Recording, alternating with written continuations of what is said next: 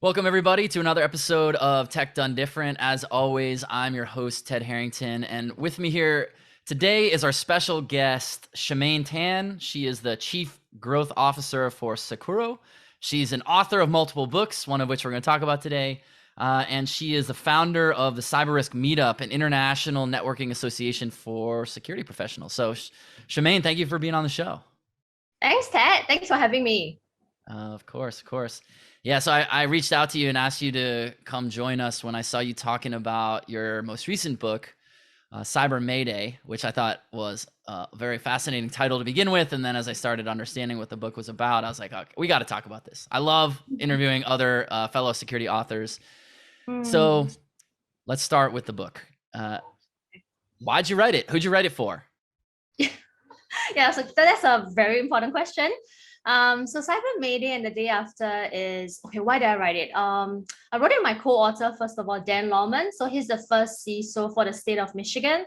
Former CISO. He's taken on many roles since then. I mean, he was also formerly from NSA and a long list of amazing achievements and milestones that he has accomplished for the industry. So I met Dan Lawman when we were talking together for my first book, actually. And then many years later, we've always been, kept in touch. And we kept talking about the different industry trends and observations that we have seen, not just in the US, but over here where I am, which is in Australia, and also for the different portfolios that I cover in different parts of Southeast Asia. And we find that there's so much stories, true stories that can be exchanged, lessons that can be learned. And we wanted to put that together and bring it together for everyone to learn. So that's how that came about, where we feel that many stories are interconnected, right? And there's a lot of new generation also of CISOs or CIOs that step up to their role. And it's really important that they are equipped. And Cyber Mayday, there are 3 different parts to that book. So it's about what happens before Mayday happens, Mayday strikes. And then in the middle part is, what do you do when the power goes off? Right? What do companies actually do when Mayday strikes itself? And then the last part is also about recovery. What happens? Like a lot of times news, when there's an attack, it hits the fan and you see a lot of media headlines. But what happened after that, a couple of months from them, years from now, how do companies actually recover? So we did a lot of studies based on that. And then lastly, if you have a time machine, how would you do things differently? So it's a really fascinating project to bring all of that together. I like the idea of any discussion of time machines. So we'll get into that. Okay, so it's for security leaders, and it gives some sort of practical advice on what to do. When you say Mayday, we're talking about an attack, right? Cyber Mayday, yeah. So it could be any form of cyber attacks. Okay. So I know you wrote a whole book on it, and it's hard to share whole books of ideas in a talking point. But what would we say is, you mentioned there's sort of these 3 parts to it. One being, what do you do before? What should we do before an incident? Okay, so there's a lot that you can do before, but it really depends on different organization, the maturity, where they are at, the business leaders as well, what's the mission of the company. So there's a lot of factors. So I think what we did was we studied different industry sectors, taking into consideration as well cultural context and all of that. But if I'll just to summarize, maybe one key thing that needs to be done is a lot of times, if you are a new CISO, maybe you just come on board to the organization. There's a lot of things that you don't know, right? And it takes time where they have to really build a good understanding of where the organization is. And it's hard to do that alone. So what I would really, what we have seen work really well is about them actually taking more time to find allies within the organization to really understand the other C-suite levels. What is their own mission? What is their own business objective? How do they perceive business risk? And then being able to align that language accordingly to the different C levels, and then really get them on your journey as well, so that you can really execute your strategy more effectively. So that would be a good start to understand where the business is at before you can put in place any strategy. I love that here we are, we're talking about what to do in preparation for a cyber attack.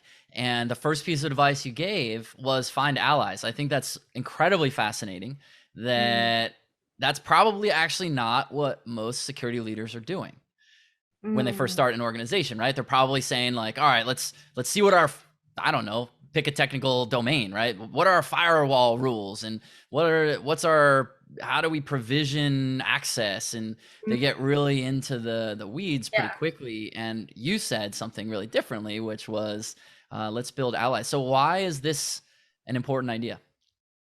Yes, because you can't do things alone, right? You can have, like, a CISO can have his own or his or her own agenda, and there will be, they'll bring their own past experience also to the organization. They will have an idea of the roadmap they want to achieve and all that. But every company is different, and there is a different culture. Maybe the business are doing things differently for many years. The way they understand or perceive risk is also different.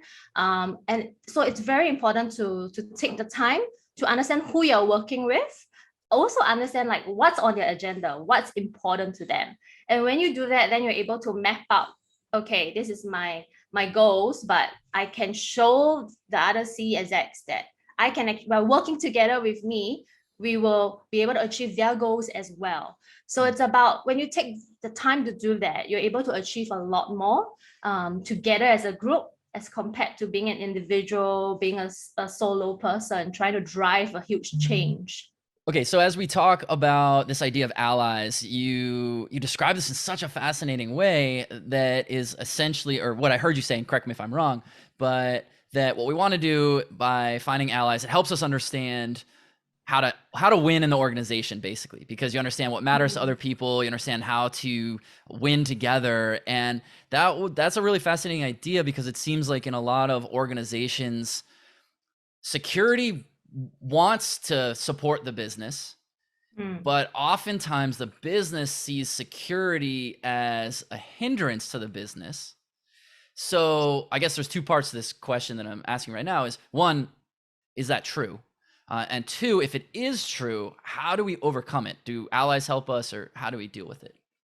No, that's a really current observation and relevant observation as well. So it is true to some extent. There's a whole group of CSX that I work with that have a very maybe stigmatized and traditional perception of the CISO and the role of the CISO. And they do tend to see them as showstopper, a roadblocker. But for those group, it actually is very dependent on their previous interactions with other security leaders. And that's how they came about to draw those conclusions, where they feel that, the security leaders are always stopping them, saying no to ideas so quick, to turn down their ideas without really listening or seeing how they can work together to make things happen. Then there's also the other group of CSX that have very entirely different experience.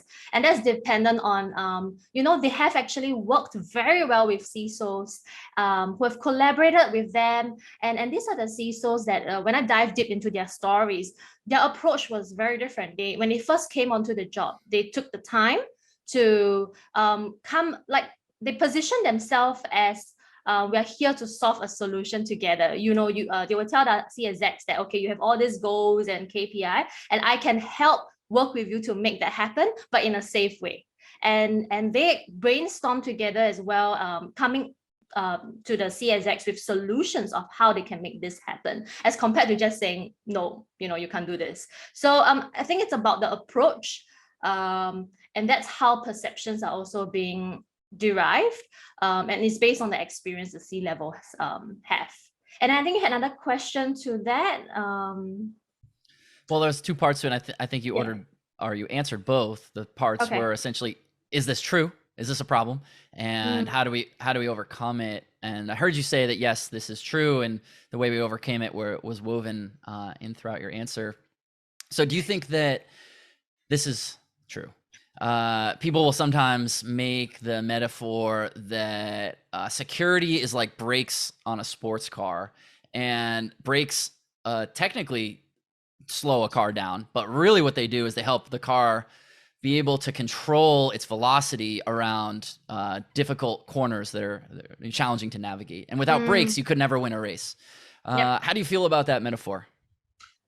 Oh, well, I guess you have to be an avid car driver and a car Yeah. racer to really appreciate that. I know I've heard of the analogy, and it's been used by some CISOs as well, that brakes help you to accelerate faster, right? Mhm. I think stories depends on like who is your audience, and who are you telling that to. There is a really good story that I want to share as well, which is in the Cyber Mayday and the day after. So I did interview and speak to the former CISO at NASA, Preston, and he used to actually come from Pentagon, where he was working in a very different industry. So Pentagon, they're dealing with war fighters. You want to make sure that your data is safe, right, and it's confidential. So out of like CIA, the triad, C would be really at the top of their priority. They have to make sure, it doesn't leak out anywhere, right? But this is a good example of when he changed industry and went to work for NASA. And that's where it's a whole different ballgame, because you're talking about launching rockets into space, right? And if you were to bring your previous mindset of how you view security and how you converse about security, and you try to apply it in a different industry, that's not going to work. And he found out too quickly that it's a whole different landscape. They look at different threats. The way they view threats is also different.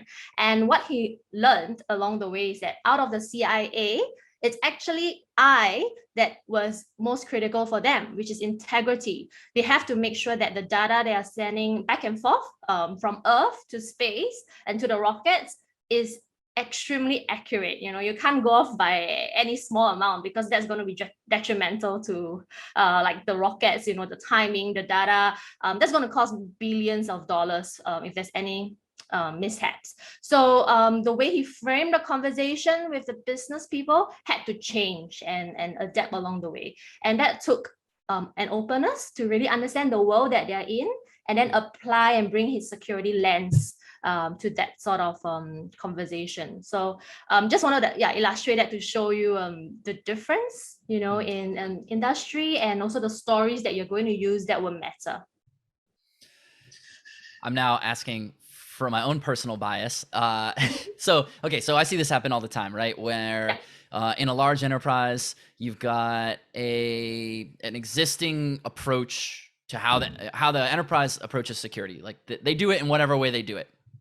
And then, like any enterprise, you have turnover in leadership, right? That VP or whatever, they wind up getting promoted, or they get poached, or they go to another organization, and in their void, someone else comes in. And this seems to be very common, at least in corporate America. I'm not sure around the world, where whoever the new person is that comes in, it doesn't even matter sometimes what is in place. They say, I'm going to do it differently because that wasn't my idea.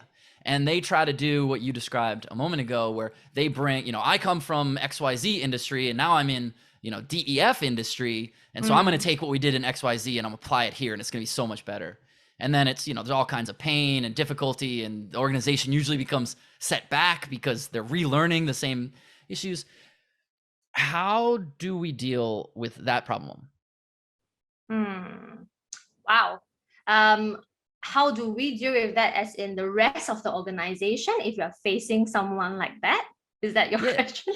Yeah, well, I guess maybe you don't have the answer, because if I had the answer, I would be advocating for it. I don't know if there is an answer, but the reason I'm asking you this question is because one of the things that I am taking away from your stories you're telling here is that you've seen companies be successful in overcoming that sort of that bias that a new executive might have. A new executive comes in and says, we're going to do it my way. And you've seen where organizations are able to, maybe it's just that person was, smart enough to realize maybe my way is not exactly right, for this organization, I need to learn the organization. What I'm trying to say is, as there's that turnover and new leadership comes into an existing security program and their first instinct is to want to change it, how do we make it so that they don't immediately start making changes before they understand what's going to be best for the organization? Oh, that's a brilliant question. So it's about also awareness. At the end of the day, right, you're dealing also with humans. So we talk about, people, process, and technology. And sometimes a new leader comes in, he just wants to wipe out the previous technology and put in new technology. But you're also dealing with people. People are the users of technology. People are the implementers of technology, right? So it's about what the rest of the organization can do when they see someone going all going all crazy on trying to implement all these different changes. The rest of the C levels can actually take them aside to understand where the person is coming from, right? And it's also about understanding the context. You're right, because they would come in with their own past experience and way of doing things, and sometimes it will work really better for the organization. But in everything, it's about, there's 101 things to do. It's about prioritizing what are the key changes that would really benefit the organization most effectively, and also from a long-term perspective. So it takes collaboration, right? So when we talk about wanting the CISOs to collaborate with the other CSX, likewise, the vice versa would also apply. So the other CSX will need to take time, walk the CISO through what's the organizational culture like, what's the current level of awareness, how the board of directors are like, what's on their agenda at the moment, what's going to motivate them as of now, and then come up with ways where they can pick their battles and focus on the key things. So it's a teamwork. I love it. Yeah, teamwork. Okay, so we've talked a little bit about what a leader should do, or an organization, I guess, should be doing in the before phase. So then you mentioned there's part of what you have learned through your research and writing your book about what happens during the incident. So can you walk us through what is, I don't know if best practices is the right word, that phrase is kind of stupid, but like what should be happening during the moment that is a Mayday moment? Yeah, so the way how companies or leaders react and how well they can react to it, it really depends on how much prep work they have put in beforehand, right? And you're right, it's not about best approaches, but like really great approaches that have worked well for different companies. It looks like it varies, right, depending on where the organization is. But what we have seen of companies who have reacted really well is when they have prepared their leaders, where they know who are the senior ones that are going to be the face when there is a crisis. What is the communication going to be like? What is the tone? I actually did a lot of research also with the crisis communication research lead in Asia, who led the like for missing airlines and all that. He was actually leading the communications to the investigation and to the public. And his team did a study of like medical protocols as well, when doctors have to give really sad news to families, and how do they break it down to the families. And they did a comparison from the aviation industry, medical industry, and picked up good lessons that can be learned. And they came out with this framework called the console framework. And I was so fascinated by that framework because I looked at it and I look at our cyber industry at the moment, and I see how companies are breaking bad news. The CEOs, how are they delivering that to the media or to their customers? And there's a lot of areas where we can improve in that. So console, I probably won't go into it because there's a lot of details to it. But I would say one of the key elements that has been missing is a lot of times the focus has been, it's good that it's consistent, the messaging is consistent. They give a lot of information about what kind of breach it is, but it can be too technical, and they're not as they didn't take into consideration the nuance of the messaging and the audience. So like, who are they actually delivering this to? Is it going to be too technical? And another key thing is sometimes there's a lack of empathy.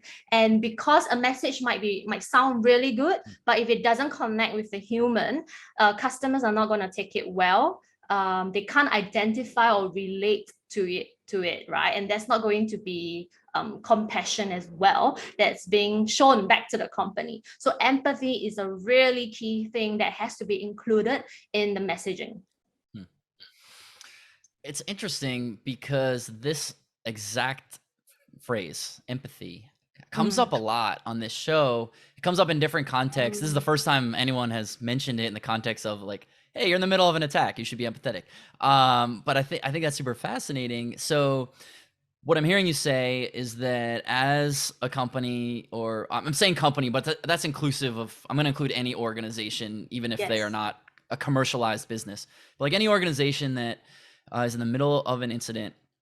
What I'm hearing you say is they should have compassion. They should have empathy for the people who are affected by it. Is that correct? Or were you saying the people who are supporting that organization should be empathetic?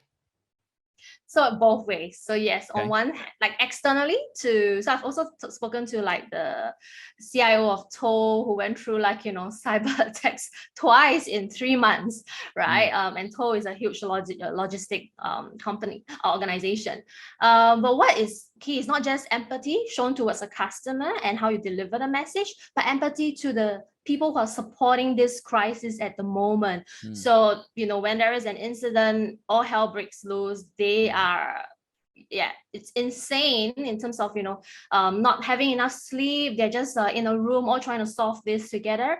And this is a time where sometimes we have seen leaders pointing fingers, they are blaming, and that's not the time to do that. It's about really, that's where the rest of the leadership can show a lot of support during this time, and empathy is key. That's going to help drive your war fighters through the war in that sense. And then after that, also being able to look at the different lessons learned to bring the organization to the next level. So you can go a lot further when you have that kind of culture where it's more supportive as compared to finger pointing, blaming, trying to pin the blame on someone, get them fired, and things like that. That's not going to work. A lot of CISOs, whether justly or not, have a little bit of fear in the back of their mind that their job, they become the fall guy in the event of an incident, right? So an incident happens, someone's got to get fired. It's going to be the CISO. But what I'm hearing you advocate is maybe that's not exactly the right way to think about it. Should CISOs be the proverbial, I'm putting this in air quotes, the fall guy? Like, should companies be thinking about CISOs in that way? Like they're the ones who get disposed of in the event of an incident, or is that just a complete lack of empathy when we think about it that way? I would take it further and say it's not just about a lack of empathy, but it's also a lack of understanding of the actual role of cybersecurity and cyber resilience in organization. If you're just going to pin the blame on the CISO, because it's not the responsibility, keeping an organization safe is not just the sole responsibility of the CISO. It's actually on the responsibility of different C-levels, the leadership team, even the board of directors. It's on them as well. It's a team effort. I go back to what I said earlier, and for example, I'm a big believer of it takes a community to build a community, and if you want to drive anything effectively, you can't do that alone, right? So and also if you look at the other like CFOs, CIOs, there's different NCRHOs. I mean, all of them have different agendas, but their role does encompass parts and different aspects of cybersecurity. So they need to be, for CISO to do his or her job well, he needs everyone to be on board. So that's why I would say the poor CISO shouldn't be the one taking the fall, because it's on the whole leadership team. Well, I agree with you, and that is probably music to the ears of many people listening right now. They're probably like, let's take this soundbite and get it out in the world. So that's cool. I agree with you. And to me, it feels like I get why in the midst of a crisis, a company needs to demonstrate action and having a proverbial fall guy is a way to demonstrate that action, even if it's not at all the right solution. So that's good to hear you say that it's a leadership problem. So a time machine. You mentioned if we had a time machine. Did we already talk about the time machine part? We were talking about the before. Is that what you were referring to? If you had a time machine, what would you do differently? Or how does this time machine idea apply when we are looking post incident? Yeah, so that's more of like when you finish all your crisis. I mean, because it's usually very hectic, right? When you're in the middle of the crisis, but it's only when everything is done, the dust has settled, and then if you look back, it's not about time for complacency. Then it's about thinking about the next step. Okay, if this were to happen again, how are we in a position where we are confident, we are more confident, where we can say we are able to handle this better? Are there areas that we could have done better so that we will be more matured in our process, in our ways of handling things? So that's where the time machine comes in, because with hindsight, they always say, right, you're wiser with that. So when you look back, this is where I feel the lessons learned are crucial. And also for organizations who maybe haven't gone through this yet, you rather learn from the mistakes of others than learning from your own mistakes, because those are very painful. So that's where the beauty of this book come in, where Dan and I wanted to bring all that lessons together. We do the time machine for you. We take the time machine, we go back in time, we peel across all the different layers of lessons learned, extract that out and bring it to the present, and you have it there, where you go through all the lessons and you become the wiser. But it's not about learning all this, it's also about being able to apply these lessons. So that's going to be on the readers, it's going to be on our security folks to take it and do something different with this. Yeah. Oh, I totally agree with you on that. At the end of any keynote that I ever give, I always talk about, like, these ideas are fine, but unless you go take action on them, what was the point? Like, why was I spending time up here on stage? Why were you sitting here in this room? Go do something with this idea. So how do we encourage, as a fellow author, I'm very curious to hear your take on this. How do we get a reader to take action on ideas? They just learned, hundreds of pages of ideas. How do we go get them to take action? Well, thanks for asking that question. I'm sure you have the answer as well. For me, like when I look, there's so many lessons, and sometimes I think, okay, I don't even know where to start, where to begin, right? So I think what really helps is, I always love this verse. Actually, it says, be faithful with what you have at the moment, and start with that. So for me, I will always take I guess out of all the lessons, the one small step that I can start with, right, and do it really well. So I'll take that first one, do it really well, and then I'll add on to the next level, and I'll see how it expands, right? That influence or that impact expands slowly across my other areas of work, and that's something that I can take satisfaction knowing that, okay, I've made a difference with this, and now on to the next level. That's pretty smart. You're almost talking about how do we build habits, and we build habits by starting small. That's what to climb a mountain, you need to take the first step, is kind of what I'm hearing you say. Yeah, and look at what's in your hands now, right? What kind of influence can you increase with the people that you have already that are your advocates? Start with them. Start with them as your immediate allies. Because there's another thing I want to add, is that a lot of people they're very ambitious. They want to try to influence like the top level, so that the top level influence downwards. But sometimes those could be really hard to start with. And what you can do is start sideways, influencing your peers first. And then as you grow in mass, you grow in size, then you can think about how do you influence from down to the top. I like it. Well, Shamane, this has been a really, really interesting conversation. I feel like I could ask you 1,000 more questions, but we won't have time for that today, unfortunately. As we wrap up, is there any last parting wisdom that you want to leave our audience with? Wow, there's so many. It's the blank check, whatever you want. I felt like I left the earlier as my parting wisdom. All right, we'll take it as the parting wisdom. Yes. I mean, because that's something that I'm a firm believer on, right? Really just start with what you have. And then I think having genuine conversations with people around you, it's key, because that's when you can understand the world that they live in, And I find that a lot of security folks, like everyone all has, amazing experience, right? We talked about it earlier that they are all like incredibly impressive in terms of their technical understanding, their expertise. And there is often I see like a show sometimes of ego as well in the room because everyone knows so much. But what I find that's really productive and meaningful is if we all become real active listeners, because when we take the time to go down to the root, where we take the time to understand people, where they're coming from, what kind of expertise they have to offer, I think that's where you can add a lot of value, because you have a good understanding of who's in the room and how can you bring all of that together for a bigger outcome, a more meaningful outcome. So I guess that would be my parting wisdom. And yeah, something you've done really well yourself. You're doing really well yourself, Ted, because you're asking really good questions and you've taken the time to extract out from people. Well, I appreciate that. I appreciate you. I like ending on the note of meaningful outcomes. That was the end of your parting wisdom. So, Shamane, thank you so much for appearing on the show today. Thank you so much, Ted, for having me, and really enjoyed it. Of course. And for everyone listening, if you want to understand more about what Shamane is up to or to request to appear on the podcast yourself, just head over to tedharrington.com/podcast, and we'll catch you next time.